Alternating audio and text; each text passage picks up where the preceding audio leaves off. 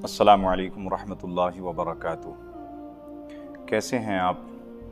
अल्लाह की ज़ात से उम्मीद है आप तमामी मेरे भाई सलामत होंगे। अल्लाह आप सबको सलामत रखे। आज मैं आपकी बारगाह में कुछ ऐसे मसाइल लाया हूँ जो रोज़ाना कहीं ना कहीं हमारे सामने आ ही जाते हैं। आज की बिलखुसूस वीडियो बनाने का मकसद यही है कि हमारे भाइयों तक ये मसाइल पहुँचें और हमारे भाई इस्लाह करें अपनी और दूसरे लोगों की भी। आप इस बात को अच्छे तरीक़े से जहन नशी कर लें कि वीडियो बनाने का मकसद कोई मशहूर होना नहीं है। अल्हम्दुलिल्लाह एक अच्छे पैगामात, दीन की अच्छी बातें लोगों तक पहुंचाना मेरा मकसद है। मेरे किसी भी वीडियो में आप ये नहीं देखेंगे कि मैंने ये कहा हो कि आप मेरे चैनल को सब्सक्राइब करें या लाइक करें। मुझे इन चीज़ों का शौक़ नहीं है। और शौक़ है तो यह है कि दीन ज़्यादा से ज़्यादा फैला सकें हम। जो अल्लाह के रसूल सल्लल्लाहु अलैहि वसल्लम ने जो उलमा के ऊपर ज़िम्मेदारियाँ दी हैं, आका ने फरमाया अल उलमा वरसतुल अंबिया, कि वह आलिम दीन उलमा नबियों के वारिस हैं।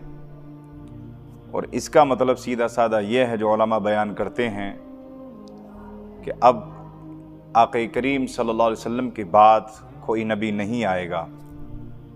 हज़रत आदम अलैहिस्सलाम से लेकर आक़ा करीम सल्लल्लाहु अलैहि वसल्लम तक 1,24,000 या 2,24,000 कमोबेश अंबिया किराम इस दुनिया में तशरीफ़ लाए। अब हुजूर पर ख़ुत्मे नबूवत, यानी कि हुजूर के बाद अब कोई नबी नहीं आएगा। अब ये सिलसिला कैसे चलेगा दीन का? तो वो ज़िम्मेदारी उलमा के ऊपर दी। मैं तो एक छोटा सा तालिब इल्म हूँ, लेकिन हमारे बड़े बड़े जय्यद आलिम दीन अल्हम्दुलिल्लाह काम कर रहे हैं। उलमा की इज़्ज़त करें आप हज़रात, दिल से किया करें, क्योंकि ये वारिस अंबिया हैं। तो आज का जो वीडियो बनाने का मकसद है तो वह रोज़मर्रा के जो हमारे मसाइल हैं, जिनमें एक मसला जैसे कि लैट्रीन में क़िबले की तरफ मुँह या पीठ करके बैठना। लैट्रीन में क़िबले की तरफ मुँह या पीठ करके बैठना। आज इस मसले पर हम बात करेंगे, कुछ और मसाइल पे भी इंशाअल्लाह बात करेंगे। आप पूरी वीडियो गौर से देखिएगा और इंशाअल्लाह अपनी इस्लाह और अपने भाइयों की इस्लाह ज़रूर कीजिएगा। हदीस शरीफ में कि अल्लाह के रसूल सल्लल्लाहु अलैहि वसल्लम ने इरशाद फरमाया कि जब तुम में से कोई रफ़े हाजत करे तो क़िबले की तरफ ना मुँह करे ना पीठ। कोई रफ़े हाजत से मुराद है लैट्रीन के अंदर जाकर फारिग होना, आप समझ गए होंगे। मिशकात शरीफ की हदीस है, सफ़ा नंबर 42 है। इसके बरखिलाफ़ अवाम तो अवाम, बाज़ ख़वास अहले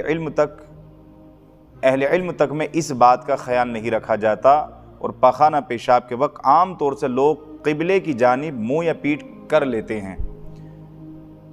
घरों में बैतुल खला यानी कि लैट्रीन बनाते वक्त मुसलमानों को ख़ास तौर से इस अमर का ख्याल रखना चाहिए कि बैठने की सीट इस तरह लगाई जाए कि इस्तंजा करने वाले का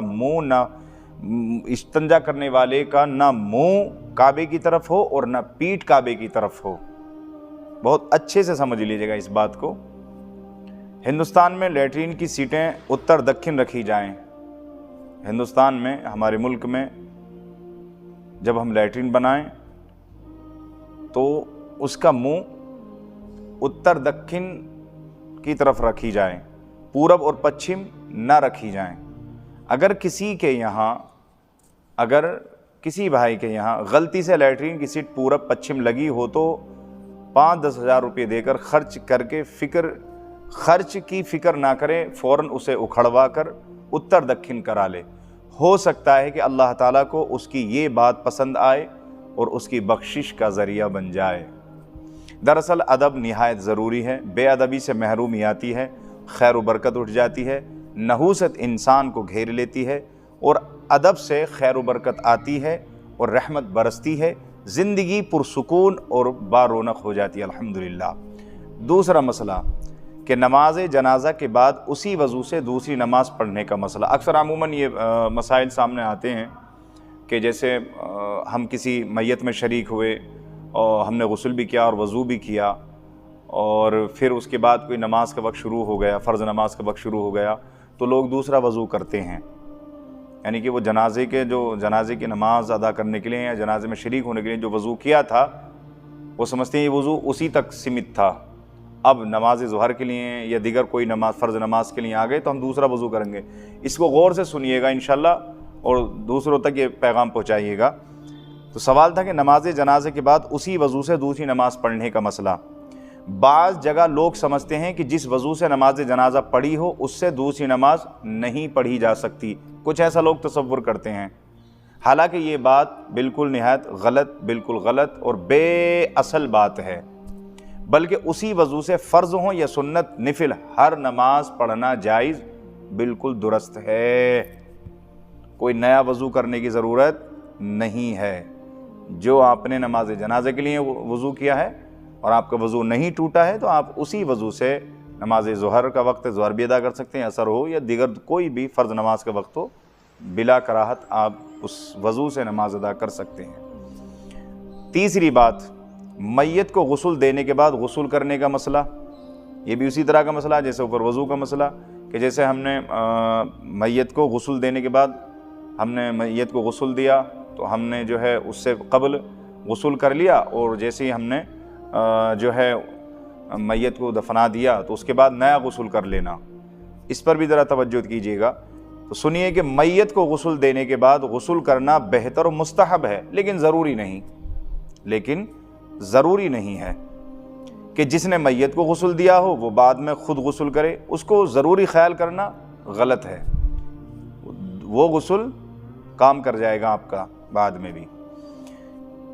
चौथी चीज़, क्या सतर खुल जाने से वज़ू टूट जाता है? ये आम तौर पर ये मसला बहुत आता है सामने कि साहब मेरा वज़ू था और मैं लुंगी बांध रहा था कि मेरी लुंगी खुल गई या हवा से मेरी लुंगी उड़ गई, तो क्या मेरा वज़ू टूट गया क्या? या जैसे कि मेरा वज़ू था, मैं कांच के सामने चला गया, आईने के सामने चला गया, तो क्या हज़रत मेरा गुस्ल टूट गया क्या, वज़ू टूट गया क्या? इस तरह के मसाइल बहुत हमारे आवाम में, हमारे भाइयों में घूमते रहते हैं। तो आज इन तमाम मसाइल को सामने रखना मेरा मकसद है।